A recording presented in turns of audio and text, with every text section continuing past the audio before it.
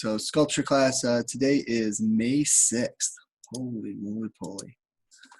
And we are coming live from the Able Basement Art Studio.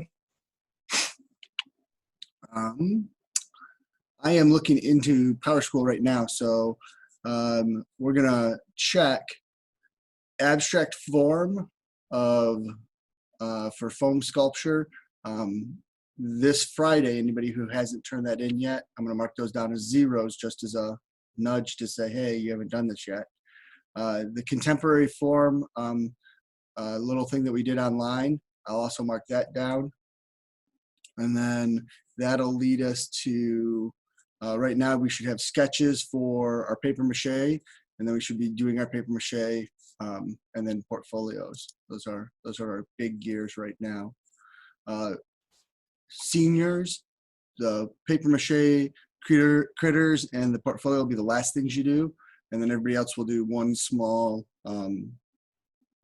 art research piece that last few days of the week after the seniors go, just to update everybody.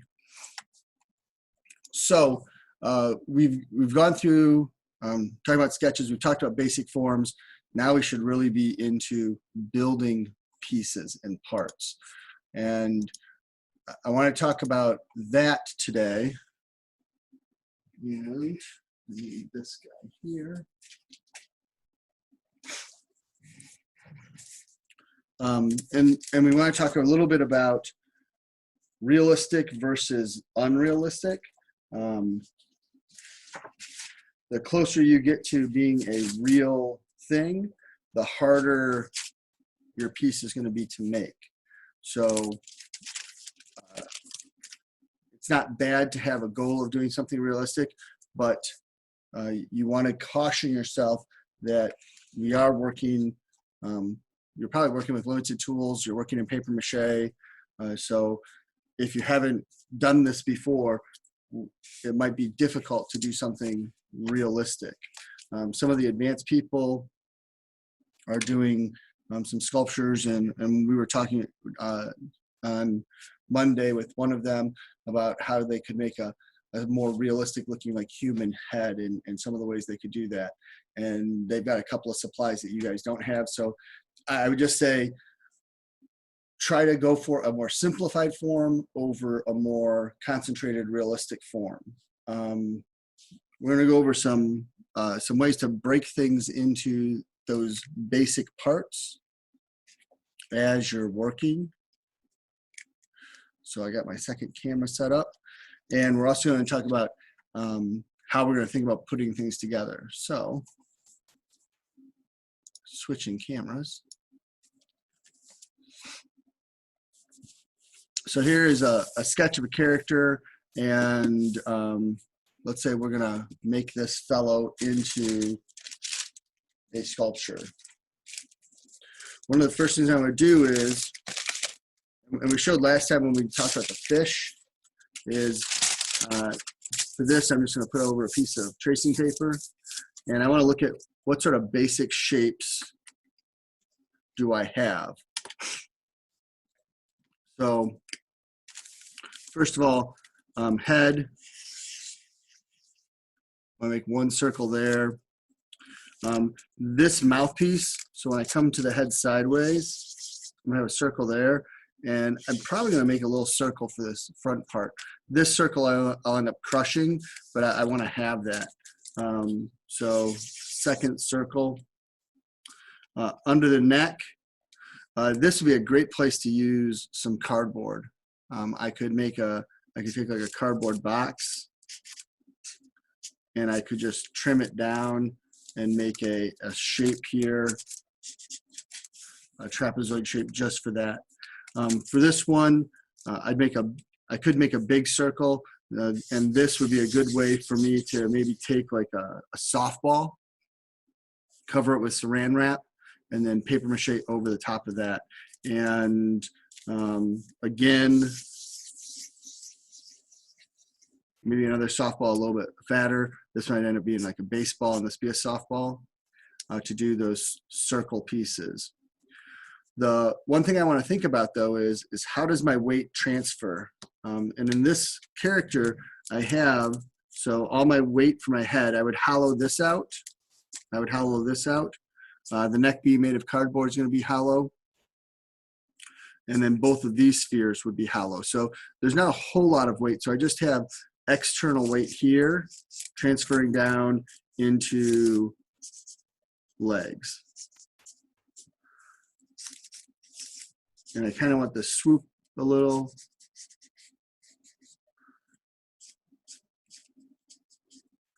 So my weight comes down through my frame and ends in my legs. But I only have these 2 points of contact. So this character, I have a tail, and that's going to be my third point of contact, is that tail that comes off in the back. The problem I have is these arms are going to want to pull the weight down. So depending on how I pose those arms, how I have the arms doing something, and we'll have this one coming out towards us, that's going to want to make weight to counterbalance out this way. So what I need to do is I need to make sure I have a good stable base. This isn't going to be a lot of weight, so that if this arm, if this back arm here comes forward and has a finger pointing, there is weight on this end, but it's not going to be enough to make it want to tip forward. And then this contact with the base and the feet should be enough to hold it down. The frame makes like an A to transport all my weight into these two base areas between tail and leg.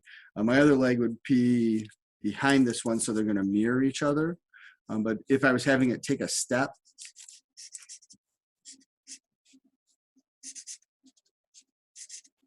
I'm still well balanced with the body's weight in those 3 points of contact. So those 3 points of contact are going to be critical to have my character standing up. My next thing is I like having the open mouth kind of idea, and to do that, I'm going to have a sphere for the head and a sphere for the mouth. Now the mouth one is going to get cut. And the first thing I do is I would bisect it.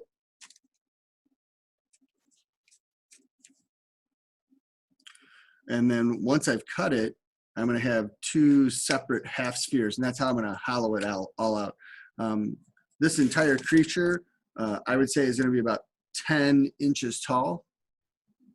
And that means that if it's 10 inches tall, that I'm really kind of close in my size right here. I'm just a little bit shorter of 10. I swear I put that ruler over there. There's a ruler. So this drawing is 7.5. And that means if I'm only going to go this big, I'm pretty close in size right now with these spheres. And that's a good idea to sit down with your sketch and kind of play through that idea. That means that I'm looking at a very small little circle to do these parts out of. Once I cut it apart, I'll have a top and bottom hemisphere.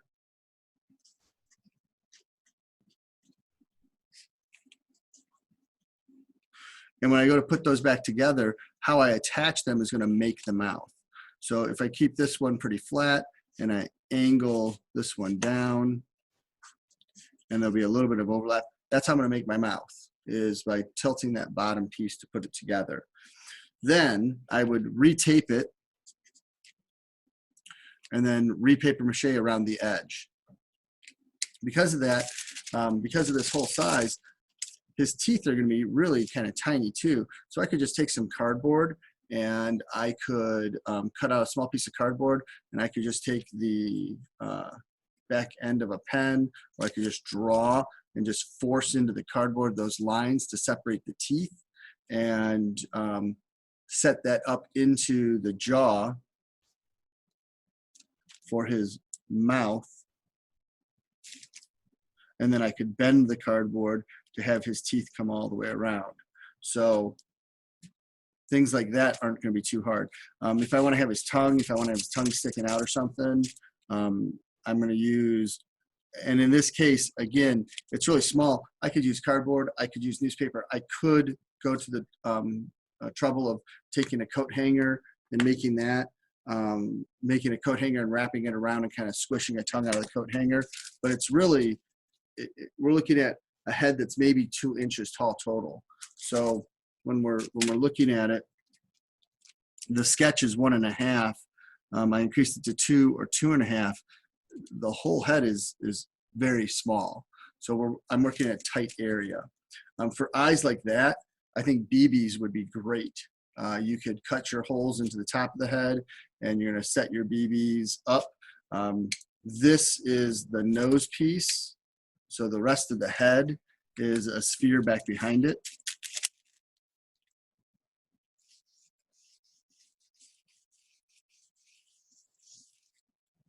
This piece sets into it to make the mouth. Little nose, that I just make out of, I just work on crumpling up how I crumple up my newspaper and dip some paper mache around it and just kind of freeform that. So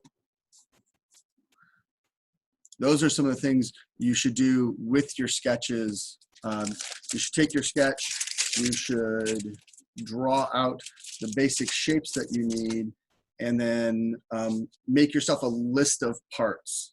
And I prefer to get all my parts together first and then paper mache. Some people like to do a couple of pieces. So like the head, there's 2 parts. So they'd make both parts of the head. They'd start to coat them on the outside paper mache, set them aside. Then they start making the body. Once they have the body and they put those parts together, paper mache that, set it aside. The reason I like to do everything is in sections is I think it's easier that if I put all my parts together first, then I have my paper mache and I paper mache all at once, and then I set everything aside. As opposed to building a part, paper macheing, setting it aside, cleaning my hands, building another part, paper macheing, cleaning my hand, setting it aside, cleaning my hands. I think the workflow goes faster if I put everything together in groups as opposed to doing them in small sections. Now, if I know if I put the head together and it takes me 30 minutes to put the head together and 5 minutes to paper mache it, and I know that I only have 40 minutes to do this, then I do one small section. And then I can break it up over a couple of days where I'm just, I'm doing each section. The nice thing about doing it that way is then that means tomorrow when I come back, I can build my body, paper mache it, set it aside, and then my head pieces, I can check them to see if they're solid or if they're soft. If they're soft, I need to put another layer of paper mache on them. If they're solid, I can start to cut them apart and hollow them out. So in that way, if I'm doing it over a couple of days, each part that I make, I can have a part made and then it'll be dry when I'm making my next part, and then I can keep building and going from there.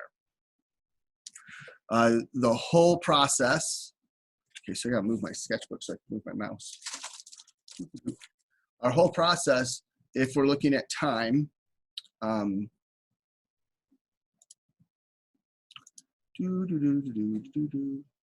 so we're the 6th today.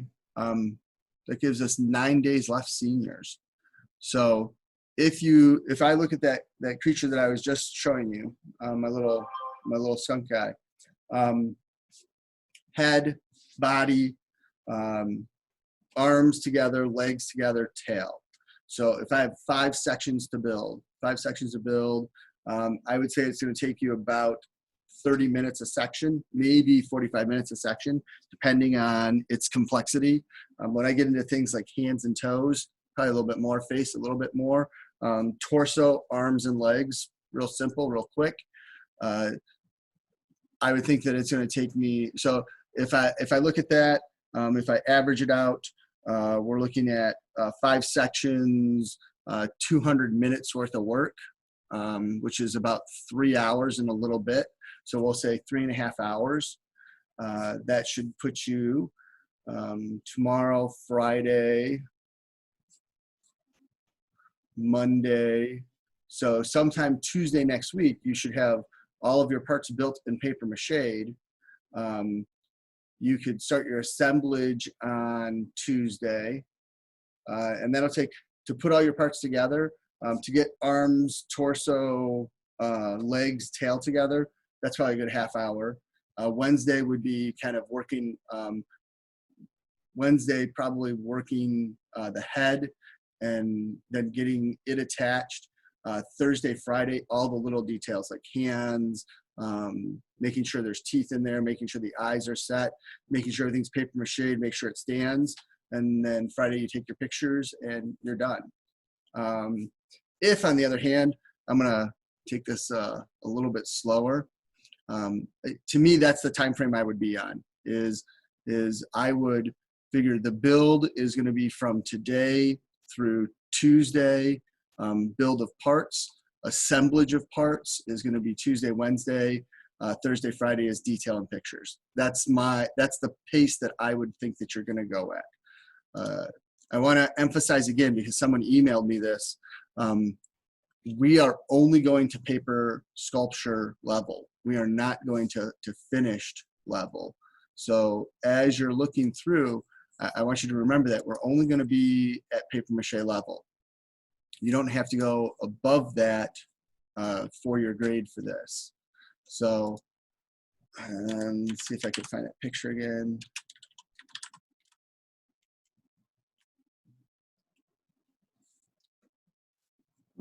Nope.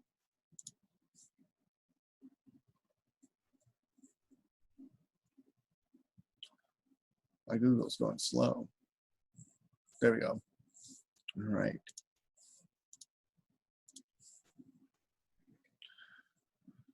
So we're not getting to this finished stage. We're going to get to this stage. Everything's built. It's all paper mache. All your parts are assembled together, and it's going to look like newspaper. You can be creative in how you put out your newspaper. By Tuesday, Wednesday of next week, your pieces should look like this. They should almost all be ready. Most of them should be together and assembled, and you should just have little parts to do.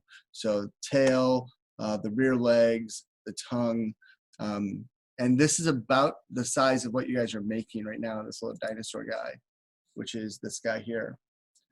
And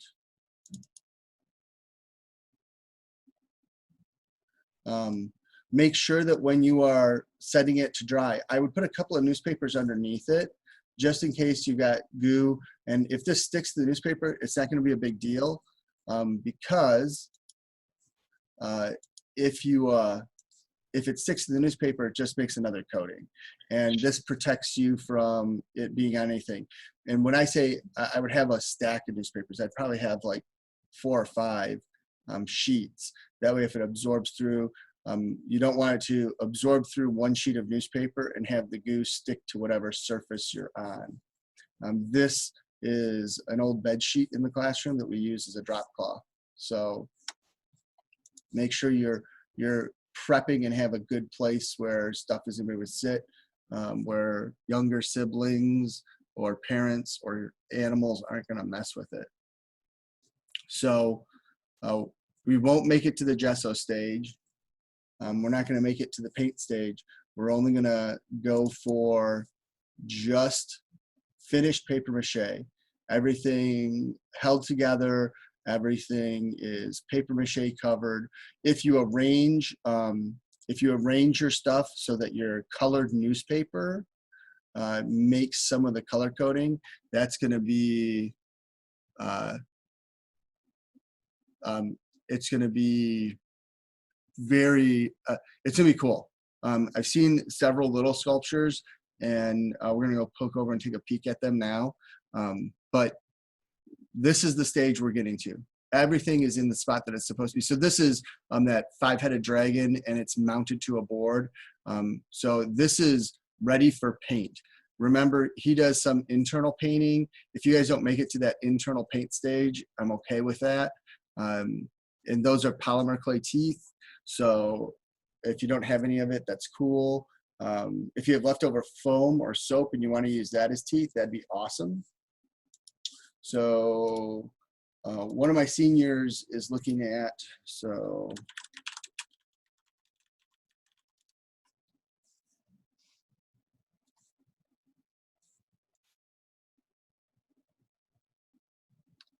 that's a really tall person. So if we look, we have a nice set of arms in here. So if this is a forearm, this guy here is probably 16 inches tall. So that's too big. One of my students is looking at making something similar to this in advance. This is one of the advanced people.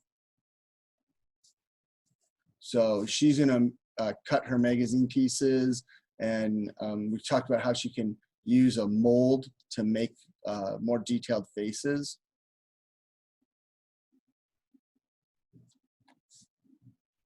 These are full-size people sitting on a real bench out of paper mache. But again, arranging the magazines so that the color parts help lay out the color, that'd be a cool idea. It's not a requirement, but it'd be cool looking. So she's looking at like small scale, like 6 to 8 inch people, and she's going to use. She's going to look to see if she's got old books, and then she's going to cut out strips, and that's what's going to make the final coating for them. Will be the newspaper headlines, and the words out of a book will make the person. Again, you can see carefully arranging, and all this does is, all it's going to need is you to sit down and plan out. So take those advert sections, clip your coupons, because that's important, you save money, but take those kind of colorful ads and set them aside. You know, reds, blues, yellows, greens, and then when you're finishing up your creature, if you've got them already kind of color coded out, you can cut them into random shapes, and you can just paper mache them on that last coat. So again, we should be today. You should break your sketch down into geometric shapes, simple geometric shapes. Start to figure out your assemblage.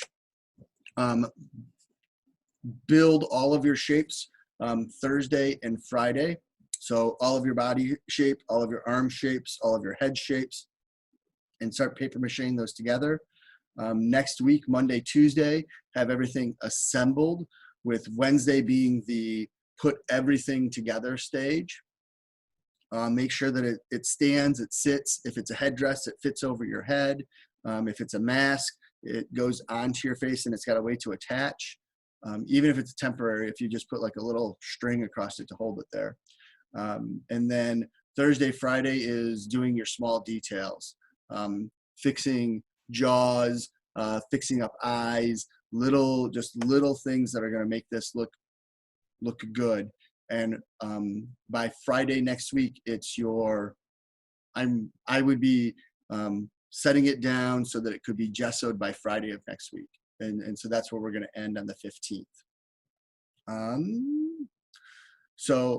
And sketches, make sure you've turned in your sketches. And I'm going to look right now in Google Classroom because I'm pretty sure that I put in spots for that. So if I look under sketches, paper mache sketches are in there. Those were due Monday. And then Henry Moore, projects, paper mache, critter beans are in there. So that, seniors, it would help you if you take some pictures along the way. And again, I would take pictures before I start gooing things, and then I would take them before and after I goo stuff. Your portfolio is just all the pictures of the projects you've done over the trimester. And then I'm going to ask that you throw in there one thing of evaluate how I've done over online stuff. And it's just a way so that I know, in case I have to do this again, what I can do to make this better. and how I can make everything better. So there's a question to get marble eye things that look like eyes. Okay, that's a tough one. The place that I buy the monster clay from, which is in Cleveland, sells fake eyes. I don't know of any store locally that does it, and the reason is really it's a very small market. The place in Cleveland, what it is it's a glass bead actually. So it's a flat bottom, little bit of a bumped up glass eye, and whoever makes them or whatever makes them, they usually only make them for like special effects or for things like if they have like a mannequin that has real eyes. Those are the only things they use them for. So it's a very limited supply. So it's tough. So right now I'm just going to do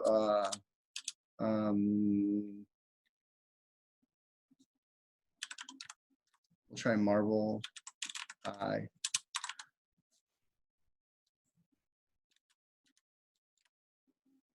And yeah, that just comes back with a bunch of funky marbles. All right, so let me try Monster Clay Place. And the other one is they're a little expensive. That's why I try to find something. I try to find an alternative in there. You could paint on glass, but again, we saw through the video, the paint can peel off of glass. So I'm going to share with you. So this place is in Cleveland, Ohio. And this is the monster clay stuff that we have in the classroom. And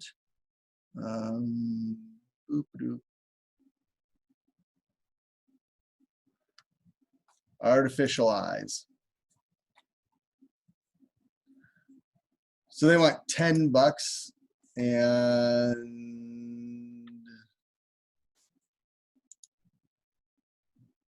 you can pick your color.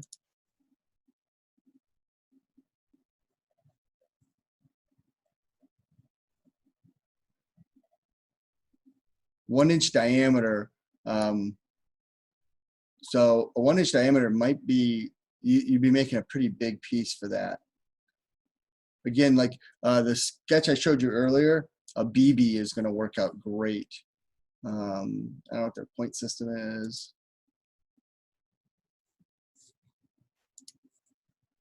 Okay, so let's do acrylic eye. We'll steal that from them.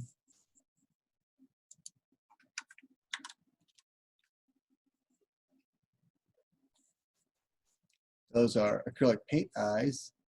There's some fake eyes. I'm on the school one, so it won't let me hit for shopping. Ooh, that's gross looking. Oh, doll eyes. I wonder if you could find them at one of the, maybe the hobby stores.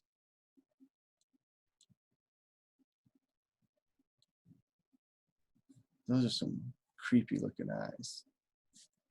That'd be just fun to have like a sitting in a drawer. You could tell people if you got a whole one, a sphere one, you could tell people you got a fake eye. So something like this, not too bad. And if you can find doll eyes, that might be the right size. But what are these guys? So those wouldn't be bad either. Oh, I know what. Look around and see if you have a light bright set. Because you have the color plastic and uses their flat topped. And you could set that into the head, and they're roughly, they're a little smaller than the end of an eraser, and that's going to be a good size. If not, take a small eraser and you could use that as your eye, and then you can paint right on the rubber eraser. That should work out. Cuckoo, cuckoo. Any other questions?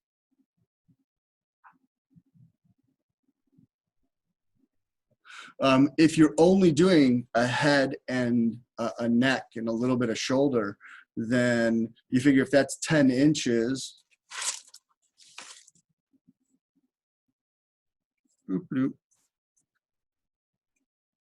10 inches is my normal head. So an inch eye, a 1 inch eye would be perfect for a full size head. Otherwise, but if you want bulgy eyes, but you could do that. But to me, $10 for a set of eyes, whew, that's expensive. Look, scavenge and see what you can scavenge in your house. Did you guys ever play with light brights? Back in my day when we were mystified by light.